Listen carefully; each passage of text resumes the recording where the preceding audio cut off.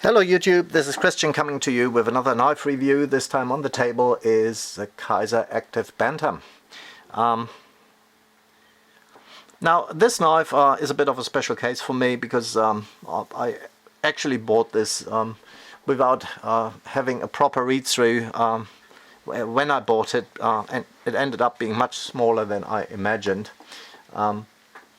But that being said, I do have the occasional need for smaller knives, and this knife I never regretted buying despite it being much smaller than I initially anticipated.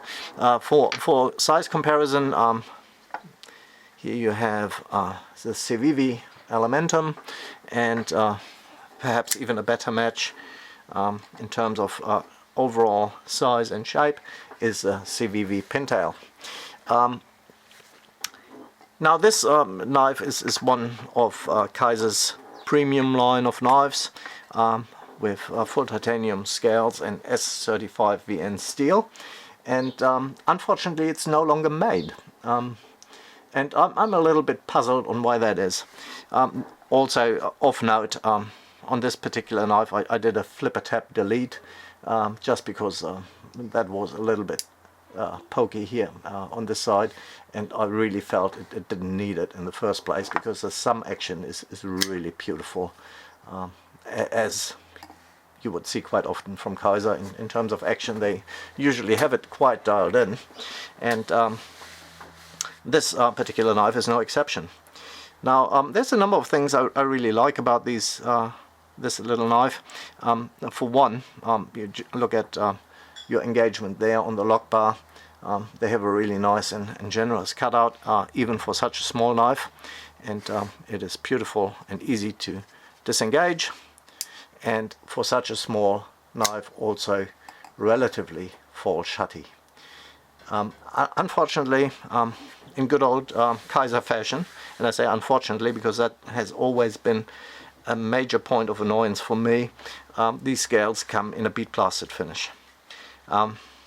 I love titanium scales, but please give us the option of stone washed. These look nice on a clean table.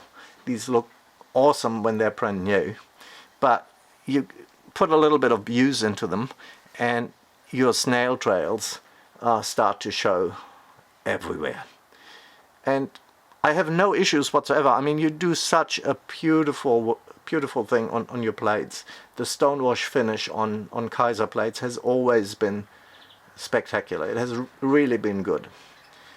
On the scales, for whatever reason, they seem to be so insistent on bead plastering everything. And yes, it is a fine satin appearance, and it looks great. But not for long.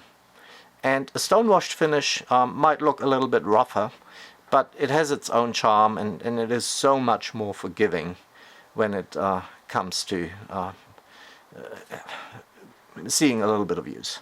So that's just about the only thing that I have to say with this particular knife. I would say you could do better, really, and would serve yourself better if also on the Kizer Sheepdog in titanium, there's always that bead plastered finish, and it looks crappy too quick. So yeah, but back to this particular knife. I'm not quite sure why they discontinued it. It's lovely. It's a lovely small knife, high quality, really on the high end side of things. The pocket clip nicely done.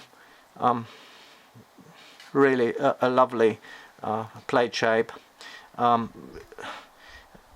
slight recurve, so slight in actual fact that it won't cause you any troubles or any additional effort in terms of sharpening that. Unfortunately, the plunge grind here is a little bit close to the edge, so sharpening this particular knife will produce a little bit of a smile relatively quickly. That could be a little bit sharper, so it's a big radius on the plunge grind there. That could be a little bit better, to be honest, but this particular knife was great, and I regret they're no longer making it. And look at that. I mean, how many times have we complained that the body screws are T6? And this knife was released maybe 3, 4, 5, 6 years ago, and they did T8s on such a small knife all over the show. Yes, I know, the screws, they look a little bit bigger, and you've got T6 here on your frame lock insert, but realistically you're not going to be opening those up very often. But everything else that you might want to access for cleaning is T8. And how great is that? And personally I don't mind too much that the screw heads look a little bit bigger. It's just, you know, functional, it's good. And yeah, so I find it quite interesting because this is an older knife. It is discontinued.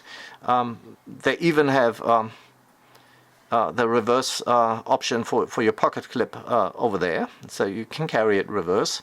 I would appreciate if they actually had a little bit of a titanium piece to fill that void there, but mine didn't have that.